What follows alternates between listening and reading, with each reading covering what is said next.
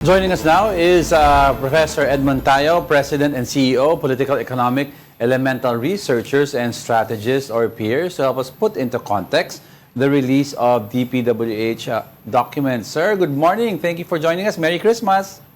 Merry Christmas, Angelo, Angela. Merry Christmas po sa ating lahat. All right, itong, Have you seen the list? Oh, the Leviste list. How should we appreciate it? Parang, is it something that is a smoking gun, or it's just a list that anybody could have had the access to before? Alam mo, before we talk about the list, let's talk about how the congressman made known that he has this supposed List. He possessed depend. the list. Sabi niya, depende daw kung papayagan siya ni Sec Vince. Okay. So, immediately when I heard that pronouncement, sabi ko, what a tease, no?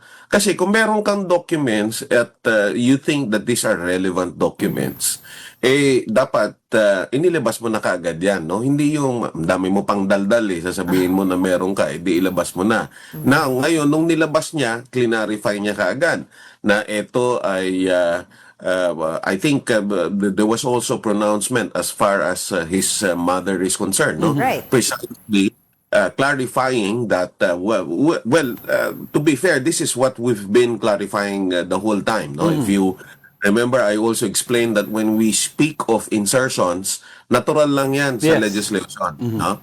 Now, at the end of the day, when you look at the list again, no? And again, the good congressman was saying all that it shows is that the members of the legislature are involved in terms of proposing, no? Figures for particular projects and so on and so forth.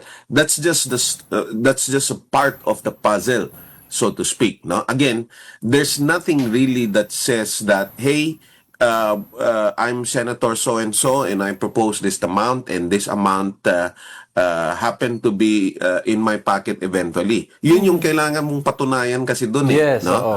Kahit na may listahan ka ng mga proyekto, kahit na may listahan ka ng mga budget na inilagay purportedly doon sa proyekto at meron kang listahan sino ang naglagay ng budget na yon, kailangan mong itawid doon sa paano napunta, kung napunta man yung pera doon sa project na yon, because as you know, of course, in government there are instances that projects actually are set aside or is gives way to a more more important, no, more prioritized project, no, and yon, so by some process, no, nagagamit yung budget doon. So at the end of the day, the reason why the investigation is focused on DPWH is precisely there's a need to tie, no, the movement of money from budgeting to allocation to the project, to the execution of the project, and payment of the budget allocated That's right. to the contractor, and whether or not the money paid to the contractor actually find its way, no, to the pocket of the legislator that That's right. supposedly proposed the budget and the project. So sa tingin ko yung listahan na yan, kung listahan lang ng mga proyekto yan, walang pinag-iba yan dun sa listahan ni Saldico na ang dami-daming mga drama-drama. Alam mo, walang pinag-iba yan. Nag-grocery din kayo. Yeah, No? Yes. it's just list. Binigyan mo ng grocery list yung kasambahay mo. Pumunta siya sa grocery. Ibig bang sabihin, pag uwi niya, dala niya yung grocery list, nabili niya yung mga nandun sa grocery? Hindi Siyempre, naman you have to check. Oo. You have to check, and at the end of the day, you have to find out whether the items that are listed in the grocery list actually is something that's already on hand. Hawak na niya, nabili na niya. No, until such time that actually happens, wala, kwento lang yan. Kaya nga, gusto ko na diretso yung tanong, very similar yung sinabi ng iba po sa sinabi nyo na feeling nila all this noise was meant to put his name out into the national circulation kasi 2020 is approaching. We might have an outgoing senator na mami niya daw at he needs that. Ano po ang take niyo dito? Are these all mo, political?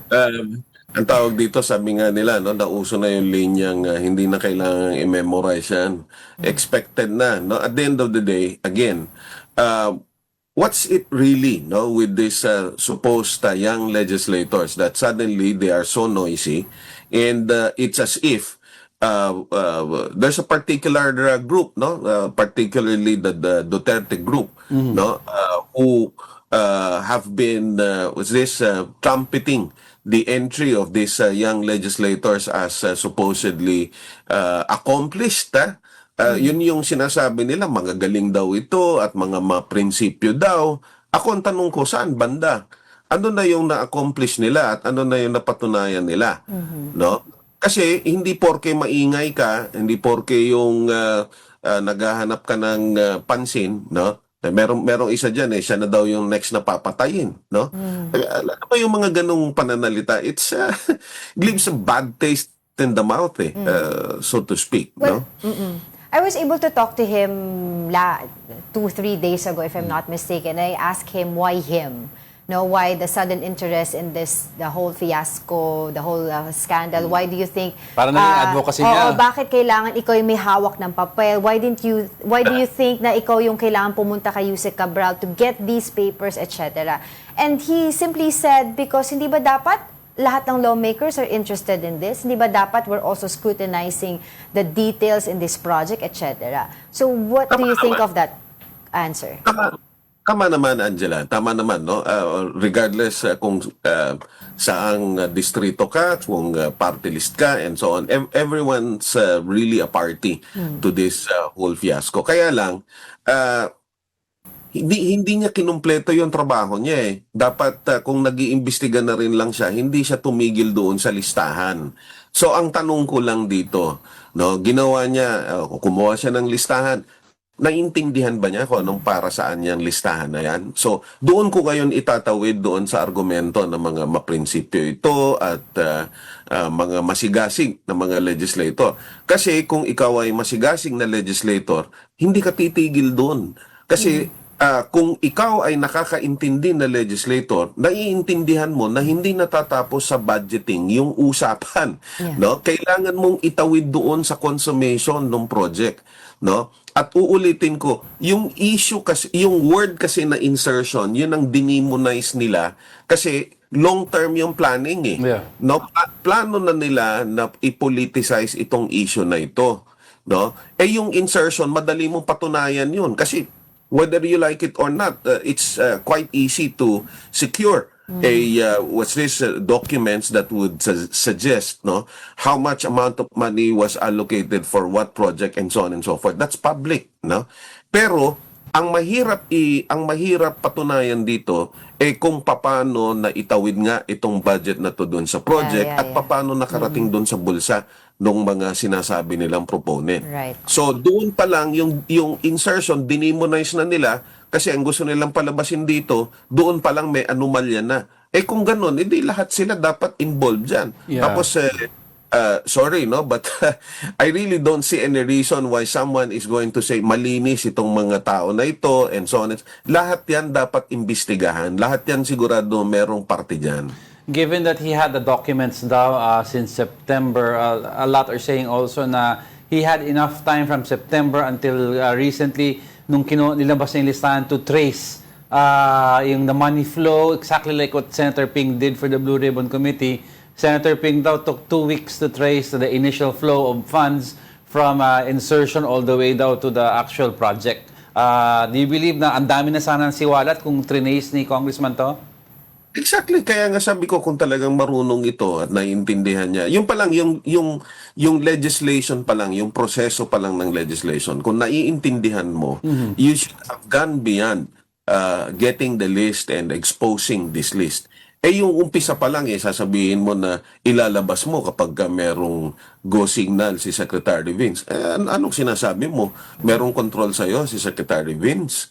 No? Or dalawang bagay lang yan. Either may control si Secretary Vince sa kanya or hindi niya naiintindihan kung anong relevance ng mga dokumentong yan. At lumalabas na nga ngayon, no? Nilabas niya yung dokumento immediately with the caveat, no? That this is but list of the result of the legislation, and that those who are involved in inserting whatever amount and so on and so forth is part of legislation. So sa madalit sabi, hindi niya inayos, no, at hanggang dun lang yung ginawa niya. Tapos ang gustong sabihin marami nang nagawa at merong pinapatunayan.